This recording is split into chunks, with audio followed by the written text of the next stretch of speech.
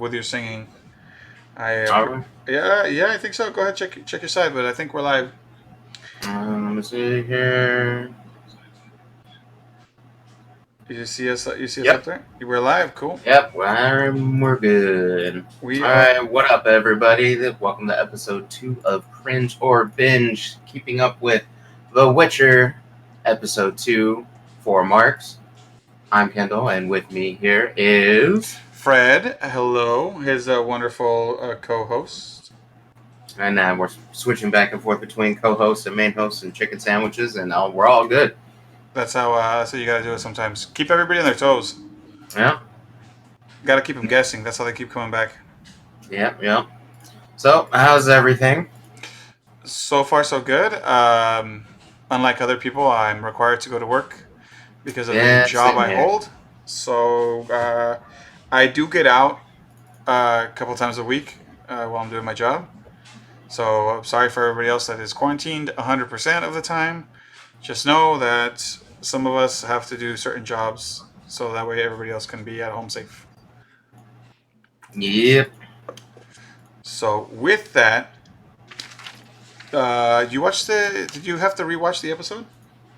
Yep, rewatched the episode actually just a few hours ago, just to kind of refresh myself on some Yeah. details and everything, and I forgot how much better the second episode makes this entire series because it's where everything really starts to kick off.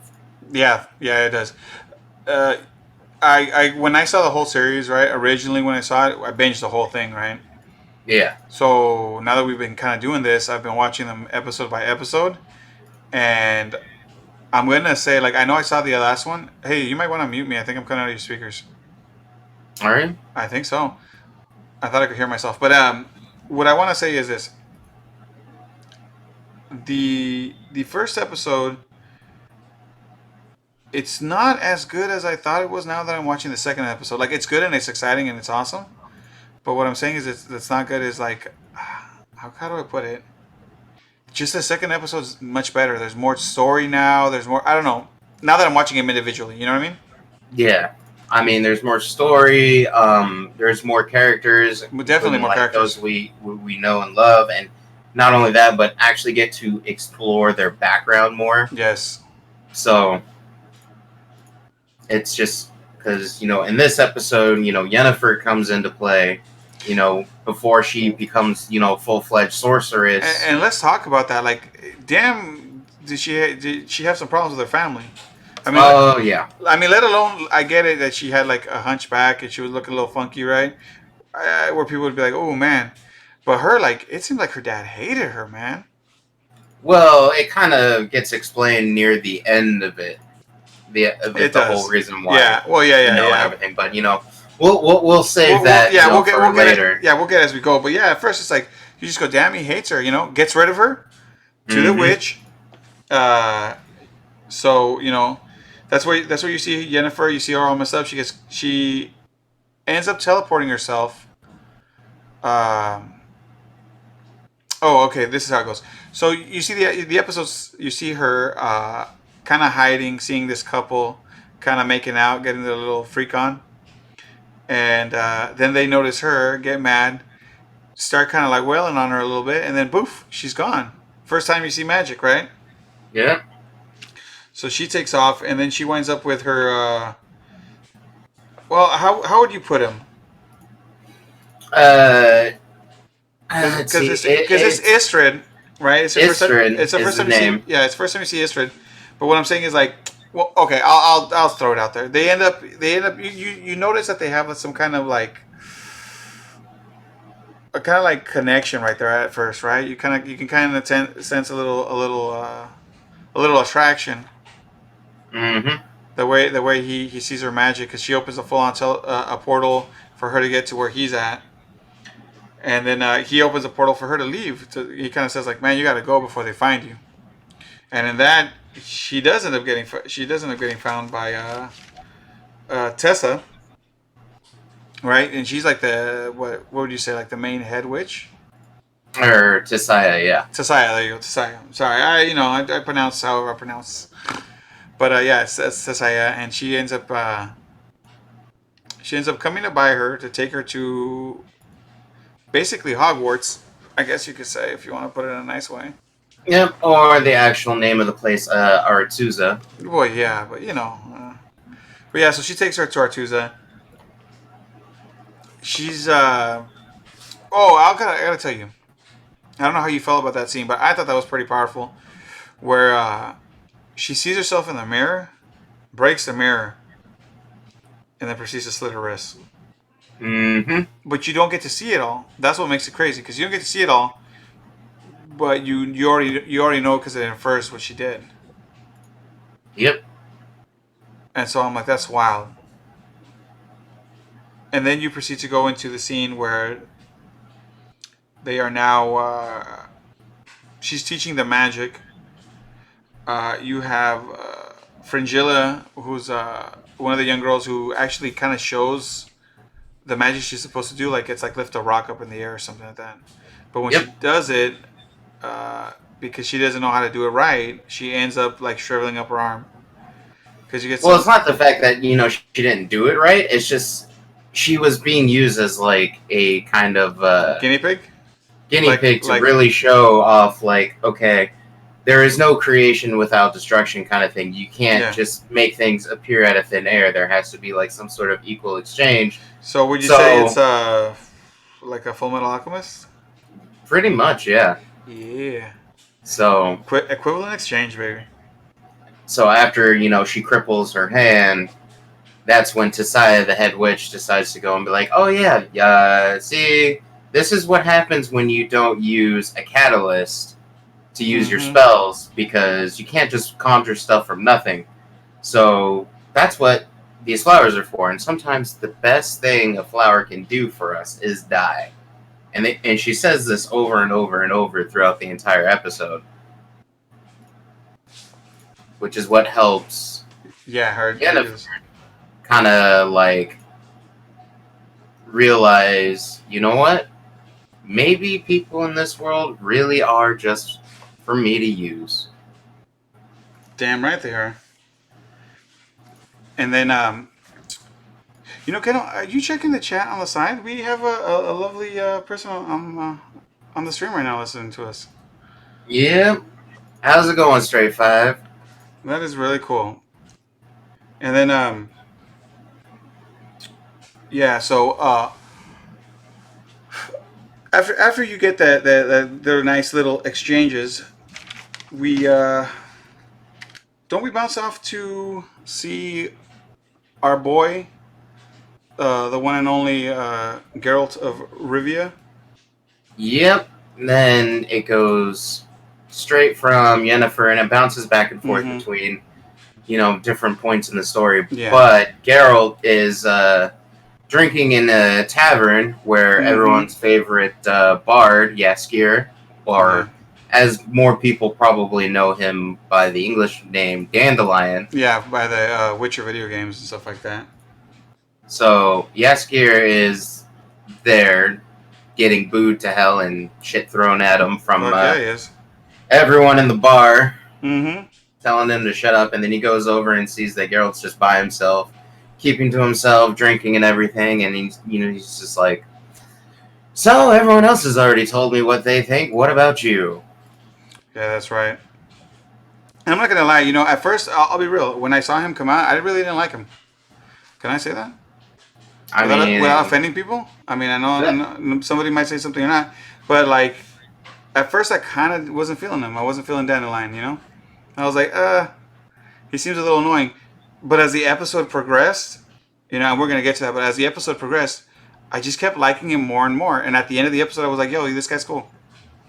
Yep. And I kind of like that because I have a feeling that they wanted you to feel like he was kind of a little asshole, kind of like a playboy as it went on, as you see him more and more. And especially as the episodes go on and you get to see more of him, you kind of realize like, man, this guy's just out to get women.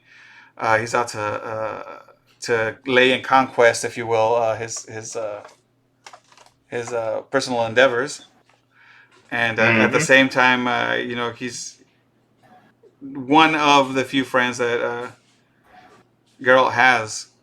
Oddly enough, you wouldn't think that a bard would be one of his friends, but Yeah, as they go on their little adventures, he does. Yep. And so, okay, so you also have, and we cannot forget, the adventures of Siri running alongside this, because it's a very confusing, like pitch posh and how little cobbled together story, because it's going back and forth between one and the other. So you're like past, present, future, and we're gonna keep talking about that a lot. You're gonna notice that it's like past and present and future, all in this kind of like, well, more like past, and then the past and then the present right now. But so you jump to Siri, and Siri's escaping. Was it the Nifgard army? Nilfgaardians. Thank you very much. I was real tongue tied on that one. Yeah, their army, and then she finds a little elf boy. Yep, Dara. Mm-hmm. Who at first doesn't speak to her until the very end of the Yeah. episode. I But actually I thought it was deaf at first. I thought, or like a figment of her imagination kind of thing. yeah. Because he just kind of kept like mysteriously popping in and out, and then you wouldn't see him. And well, it turns out that he's actually a living person. He was just kind of hiding randomly, Mm-hmm. which is cool. I mean, it's cool that he's an actual person, not like a figment of our imagination, like originally I thought. But yeah. Then but remember she calls him Rat Boy at first, because I had that written down right there, because Yep. he didn't really mention his name. He didn't say much, and then she finds her same people from Centra. Uh-huh. And she comes across a refugee camp, which then, she goes around and, she stays there for a bit Mm-hmm. and ends up coming to realize that not everyone in Sintra was exactly happy with her grandmother. No, no, no, no, no. Especially when you see that rich family, with the was he an elf also, or was he just like a dwarf? Honestly, I don't know. I think he was just a dwarf. Okay, yeah, Or, yeah, something, short person. or a short person, something. I don't really, I can't really remember. I just remember that he was like the butler to that rich family that was there, Yep. and they are treating him like shit. Yep, and then they take his shoes and give them to Siri, Uh huh. who Oh, also decides, dude. she catches up pretty quick on the uptake about people not being happy about, Uh huh. the royalty and everything. Oh yeah, yeah, And so she decides to use it as a false yeah. name Mm-hmm. while sitting around with everybody, Yeah. Which so as is not to give herself away. a smart move. I won't lie, especially after what you end up seeing later on. Yep. Like after that, their dwarf ends up like stabbing the lady and stuff like that. When the Oh, chaos he starts goes ham on her. Oh yeah, it's wild. I mean, if you guys haven't seen this episode, you guys should. It is wild. The way he just starts to like prison style, just shanks the shit out of that lady. Mm-hmm. I'm just like, f this, man. And then you go back. Let's go back to the scene with Geralt, when you go back to them, and was it Yaskir you said? Yep. Man, I cannot get used to that name. Right? I'm not too partial to it. Maybe it'll get easier as time goes on. We'll see. I But guess. anyway, as after Yaskir starts bugging him and figures out, that he's a Witcher and Mhm. everything, Geralt of Rivia, aka Butcher of Blaviken, It gets punched in and the. everything, Geralt starts to leave, and then Yaskir follows him, and he's just, still talking to him, following adventure, or calling it Mhm. the smell of death, or maybe it's just onions and everything. So, and then Geralt's just like, it's just onions. Mm-hmm. So, but as they were leaving the tavern, one of the farmers there pays him 100 ducats, which I guess is the currency for that area, Yeah. to go kill a devil stealing grain, which we later find out is a Sylvan named Torque. But what about Geralt still haggles the guy to get 150 coin before he leaves? He's like, yeah, nah, a devil ain't worth 100 coins. Let's kick it up a notch. He goes, all right, 150. He's all dope, and then he goes off to go do his thing. Mm-hmm. And then isn't that around the time where Dandelion starts telling them, or Yaskir starts telling them, like, hey, we should change the perception of the Witchers? Yep. He's like, I'm going to follow you and your adventures so that way I can get inspiration for my songs. And then in return, I will sit here and try to change the public perception of, the Witchers. Which, if you've ever played the games, or even after just seeing the first episode of the show, Witchers aren't exactly liked by common folk. No, they are not. Everybody, I don't know. Like hate seems like such a small word for what they feel for them. They feel like disdain. Whether it's their magic or the rumors that they've said, the things they've done and the monsters they've killed. But people like tend to stay away from these guys. Like they don't want to socialize with them at all. They need them to do their Yeah. job, but they don't ever want to hang out with them or anything. Not even like, hey, let's go get a, hey, thanks for killing the monster. Let's go have a brew back there. Yeah. You want a nice ale, a nice cider? Nah, no, not They're these just guys. like, all right, thanks for killing the monster. Take your fucking coin and go. And yeah, we don't want to see you anymore. And especially Geralt after he gets that nice cool nickname of the Butcher of Blaviken. Mm-hmm. Nobody wants to kick it with him. Nope. Now, I do recommend if you are watching the series or not to play the games. They are fun. They will help you understand the show more. If you haven't read the books either, is what I'm saying. If you read the books, then the show makes a lot more sense. If you played the games, at least like the third Witcher, or maybe seen some of the story of the first or second Witcher, it'll help you understand the story because it can be a little confusing and a little jarring, kind of going back and forth between different storylines, not knowing where you are in what place and time. Yep, and also if you happen to have a PC, Steam right now is actually having a massive sale on the Witcher franchise. First game, second game, and third game with all DLC you can get for about $30 in total.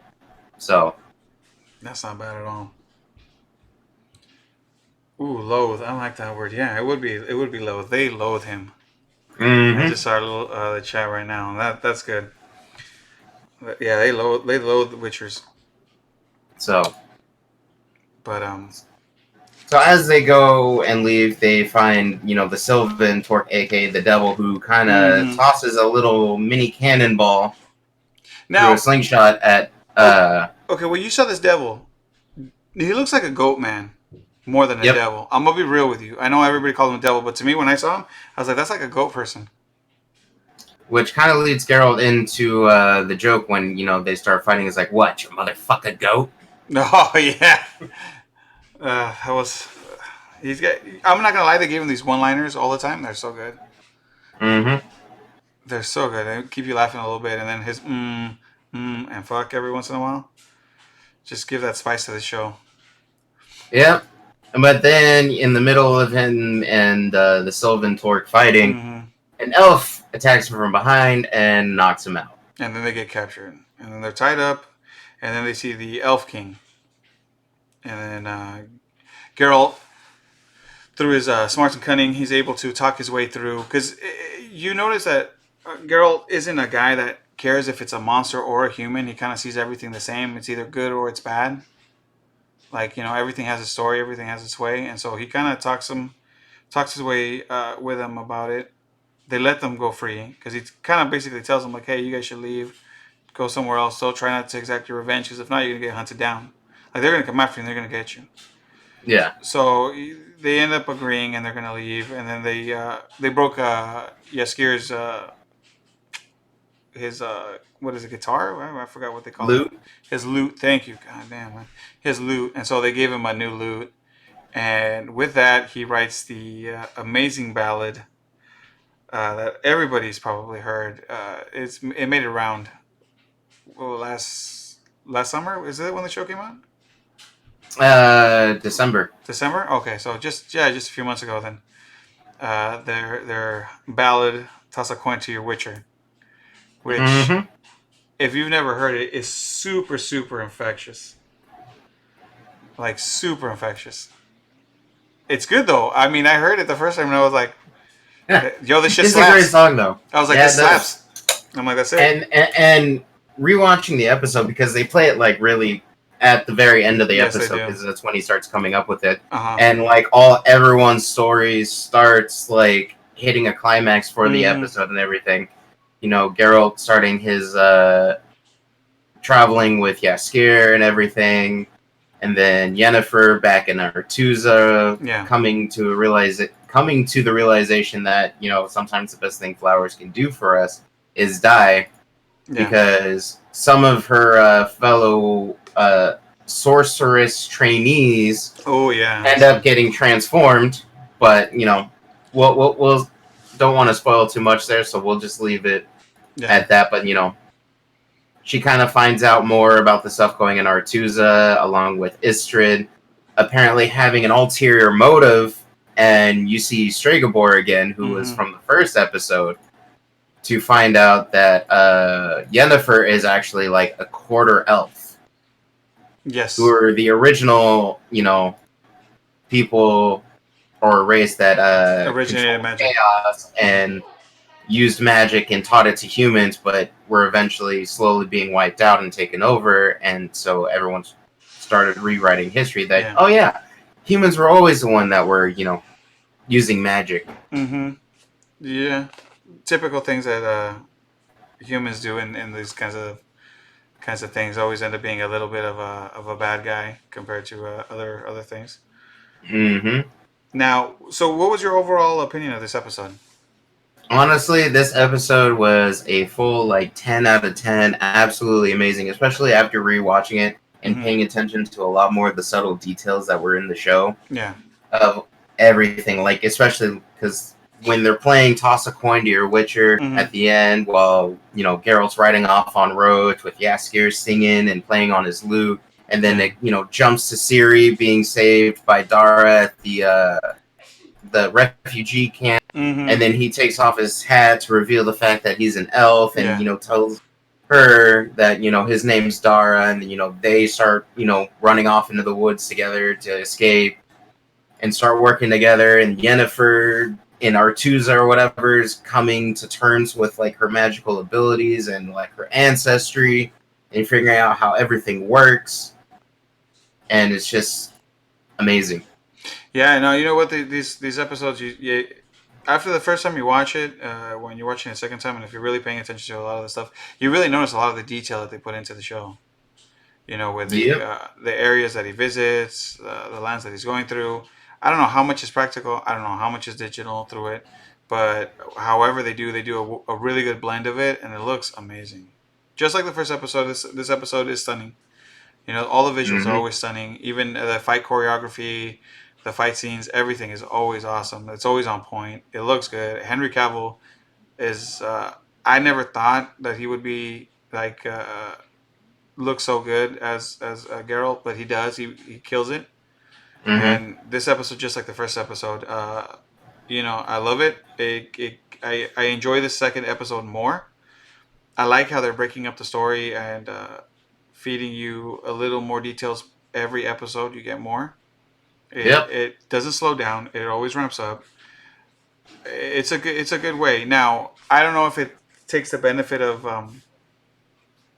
that they did the whole series in one go.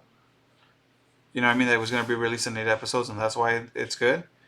Or if it's one of those things that you know what I mean. Like it benefits from the Netflix kind of way of making a story compared to episodical, 24 episodes or whatever it is on a regular TV series, or 52 or however long a season is on TV.